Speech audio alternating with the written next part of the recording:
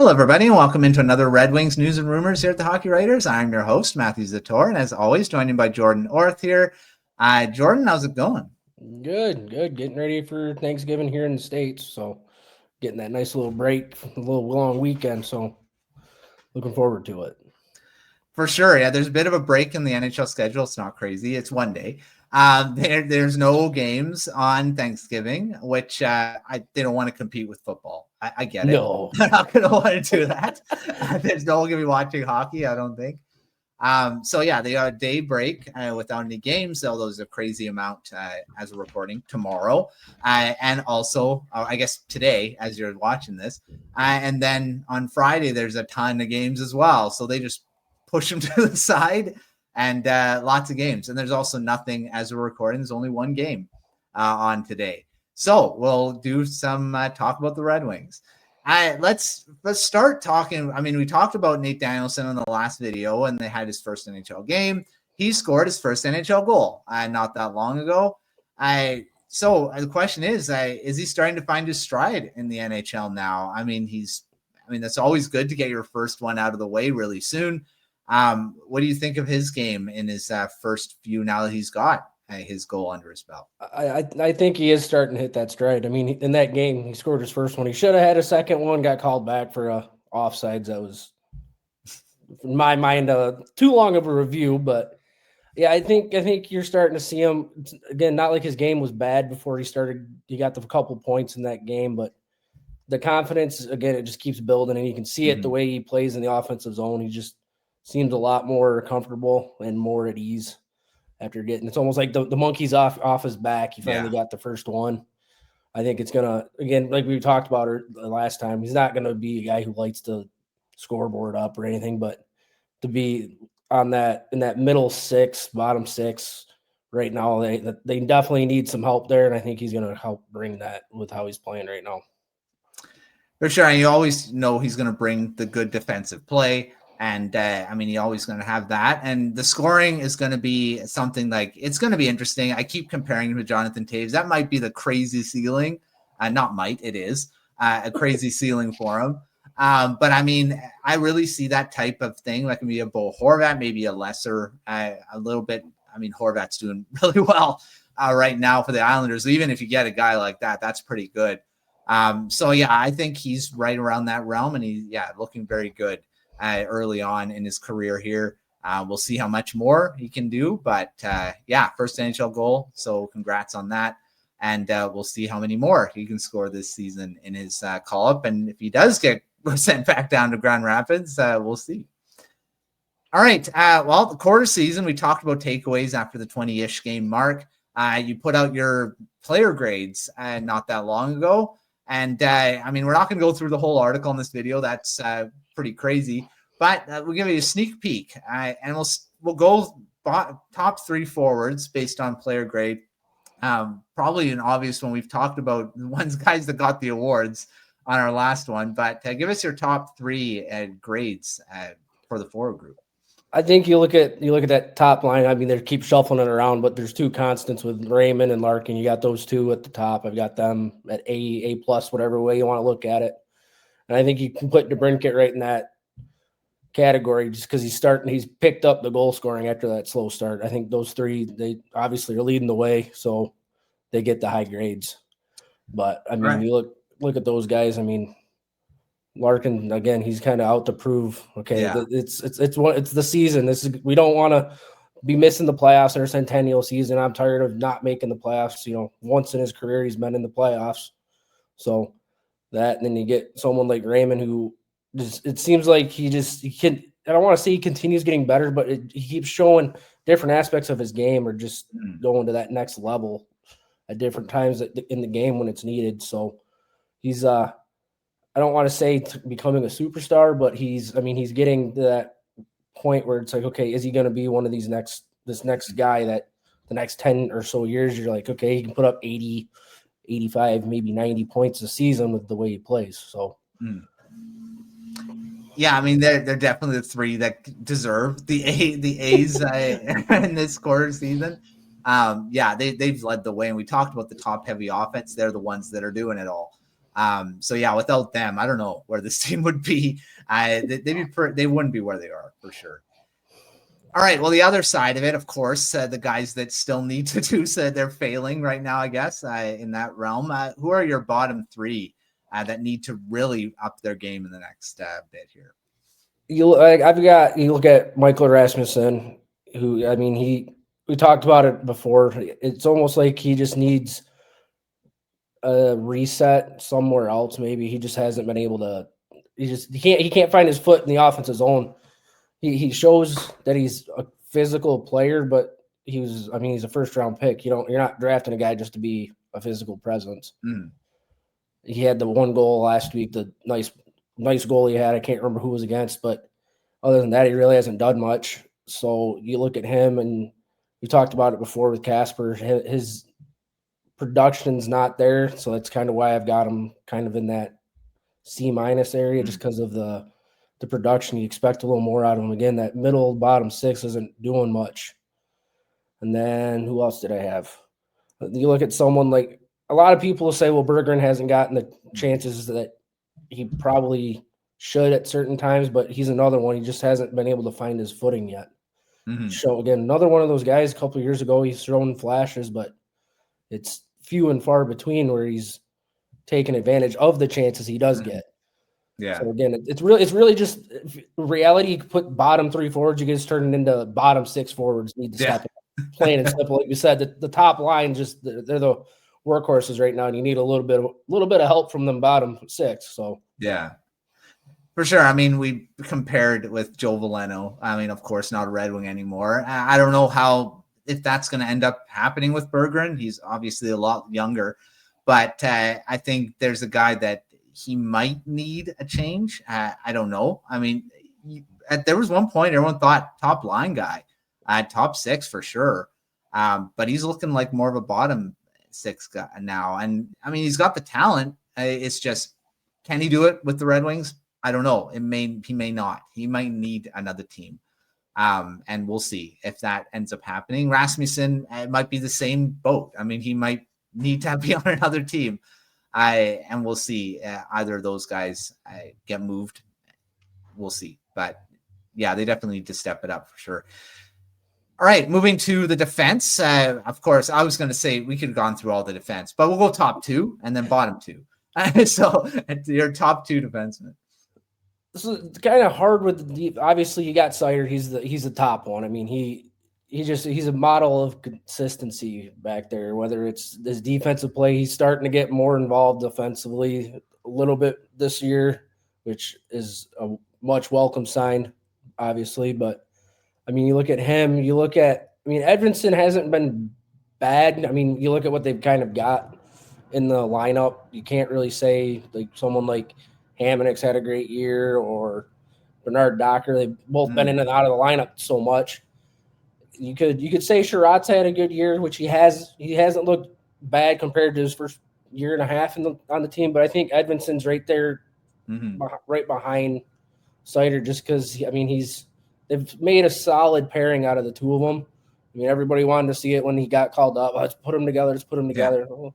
Let's slow the roll. Let's let him get used to the league first. Get his feet wet. But now that he's gotten what he's got under his belt, I think those two are gonna solidify that top pairing, hopefully. So yeah, I've got those two right at the top for now.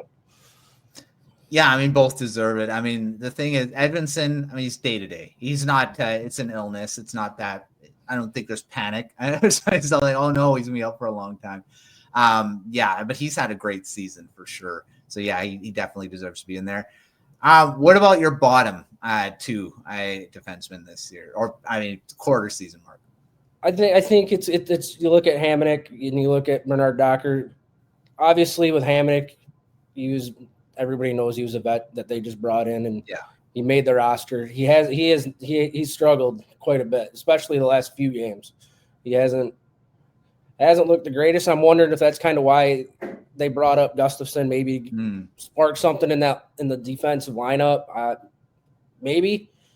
But you look at him, and you can say the same for Bernard Docker. He's a younger player, 1-year deal. Really, I mean, you look at it, he's probably a guy who's trying to prove himself for an long-term contract, whether it's Detroit, somewhere else, kind of like Gostisbehere did when he was in Detroit. But neither of them have been able to entrench themselves in the lineup long enough to make that impact on that third pair with Johansson at this point. So those two, one of them's got to step up, one or the other. You're going to probably see a Gustafsson and both guys sitting out, or one of them set. Who knows? Mm-hmm. Yeah, I mean, Hamonic has struggled. Even I really didn't understand why they signed him in the first place. But yeah, I mean, I guess it was a veteran presence, and I mean, he's a good penalty killer and stuff like that. But I mean, I've experienced with him in Vancouver as well. I wasn't really impressed when he was here either. So I don't know. I mean, obviously some coaches like him, GMs like him. So I mean, he does bring some stuff. It's just I don't think it's consistent enough of what he brings, and I think that's the issue with him. All right, goaltenders, and we'll go with both guys. I mean, they've kind of split. Cam Talbot's been the better for numbers, and John Gibson maybe a bit disappointing so far. But what grades did you give both of those guys? I gave Talbot, I think I gave him an A- or B+. Like you said, he's been the more consistent and reliable one of the two. Yeah, there's been times where there's been a couple goals. It's like, okay, well, that definitely probably should have been saved. But, I mean, you look at it without the way he's playing on top of the top line there, you don't know. I mean, they're not going to be where they're at in the standings, I don't think. For sure.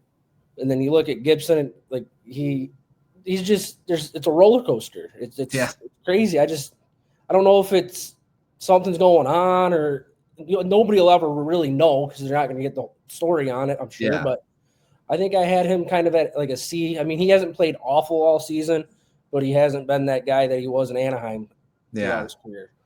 So, I mean, even if he can find that happy ground just to be average. Yeah. Consistently. That would go a long ways to not putting the burden, I don't want to say burden, I guess the workload on Talbot all season. I mean, he's the second oldest goalie in the league behind Flint. Yeah. So, I mean. Something that you don't want to be given too much. I mean, obviously towards the end of the season is probably going to see it fatigue-wise for him. But Gibson, it is interesting. I mean, I don't want to throw – maybe I'm going to throw it out there. But hopefully it's not another Billy Husso type thing because, Husso came in, everyone was kind of hyped up. Oh, he's going to be the guy because he was really good in St. Louis. Comes over and he was okay. I mean, and he never really found his stride. Hopefully that's not the case with Gibson because I think he's a much more talented goaltender than Husso. But, I mean, he's got to start to show a bit more of what he was in Anaheim. He is staying healthy, which is a good thing. I mean, that was always the thing in Anaheim is his health. I think maybe it's too soon to jump to that conclusion, but I kind of see it, right? So we'll see. Hopefully he starts pushing himself more into that starting role, and you're playing him a lot more than Talbot because you'd hope that Talbot is the guy not playing a ton. Right. Yeah. That was the whole purpose of bringing Gibson in. You wanted it to be probably like 75-25, 65-35, but yeah. But that's not the case right now. Talbot's getting most of the wins too. So, I mean, we'll see how that kind of goes the rest of the season. All right. I want to just because of course the Canucks are involved. There has been some speculation about them potentially targeting, I want to say a defenseman because that's what I've kind of been seeing around being talked about. Do you see, I saw it was Pettersson, Marcus Pettersson being the guy that people were kind of talking about, recently extended by the Canucks last season. Do you see that? Maybe Pettersson, maybe, a veteran defenseman, because the Canucks are apparently listening on veterans right now. I mean, you look at it, I mean, it makes sense to a certain degree, but again, you bring up someone like Gustafsson. Yeah, you're not getting rid of anything that you have right now. If you just bring him up, making a move for Pettersson, you're giving up whatever, and you're taking a little more salary on. But I think, I mean, you never know with Yzerman. He could wake up tomorrow, he makes a trade that nobody knows comes from left field. Nobody knows what's going on. But I mean, it would make sense. I mean, he's a smart defenseman. He's more of that defensive defenseman. He can add some offense in, but honestly, I think you give Gustafsson a shot, see if he's on track. I mean, go from there. And if he fits in well, then you got something to figure out with Bernard Docker and Hamonic. You don't want to keep rotating guys in all season. No. I mean, you got to build some continuity. Grant, you got it's a third pairing, but you want that third pairing being able to go out there and play as much as possible too. So Pettersson would make sense in my mind. That's looking at their defensive player. I mean, their defenseman. That's about the only one that, in my mind, would make sense. Tyler Myers is just a big body kind of guy. Yeah.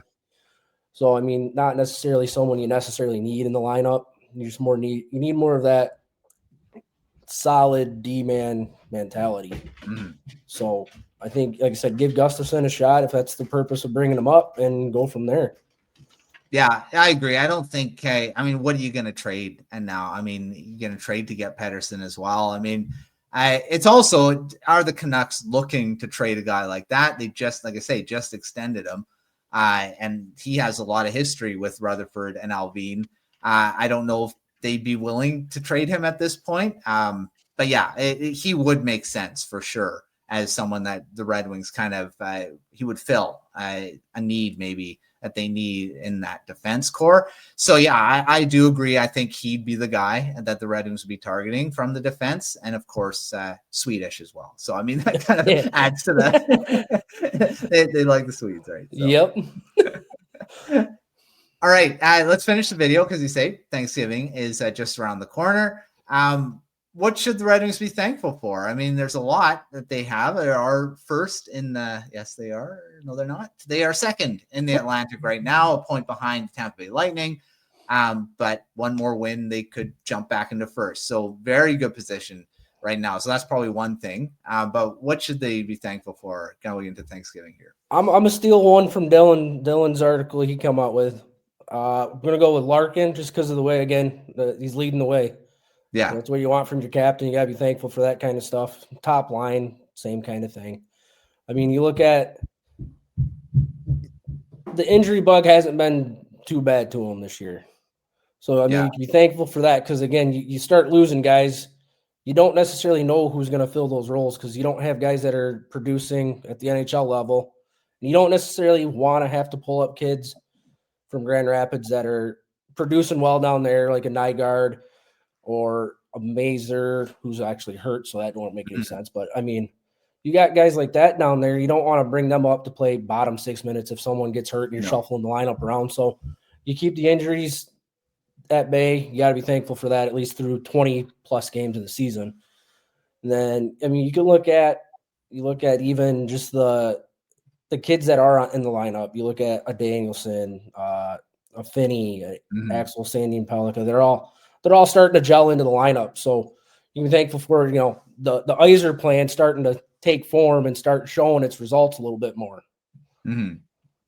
Yeah, that's a big thing. We've talked about it so far. Probably almost every video we've talked about the young guys being, coming into the lineup and not just being there. They're being key factors and key impact players as well. And that's why, I mean, obviously the top end offense is a big part of it, but they're also part of it. So it is something to definitely be thankful for, that it's starting to shift. Everyone's kind of getting impatient a bit there. What's happening? The Iser plan doesn't seem to be going anywhere, but it's looking like it is now, and that's a good sign for the future. So, definitely a lot of things to be thankful for right now for the Red Wings. Firmly in a playoff spot at American Thanksgiving, which is a benchmark, and so they have a real good chance of being in the playoffs this season. A lot can change. It's not a perfect science as being this American Thanksgiving theory, but it seems to go for the most part. That's why it's there. So we'll see how the Red Wings do for the rest of the season and our next mid-season when we do the player grades again. But thanks, Jordan, for coming on and talking Red Wings as always as the season continues, and hopefully a lot more wins are to come. But until let's hope. yeah. I mean, they're on the right track. There's a lot going right, but there is some stuff that still needs to be fixed, like we talked about in the takeaways. There needs to be more offense from the bottom six. That's something that definitely needs to happen in the new December and the new year for sure. But yeah, there's a lot going right, which I don't think was the case when we were talking about this on Grindline. I can't remember how long this Grindline's been off. Were we in Grindline last year? I don't know. No, but it was last year, you guys. Red Wings. Yeah. Yep. It was still last season. But at this point last season, we were not talking this much success. So it's already a good thing. But make sure to check out everything at talkbirds.com. We got lots of articles going on and all the Substack newsletter. Make sure to subscribe to that and all of our other videos on the YouTube channel. But until our next one, we will see you next time.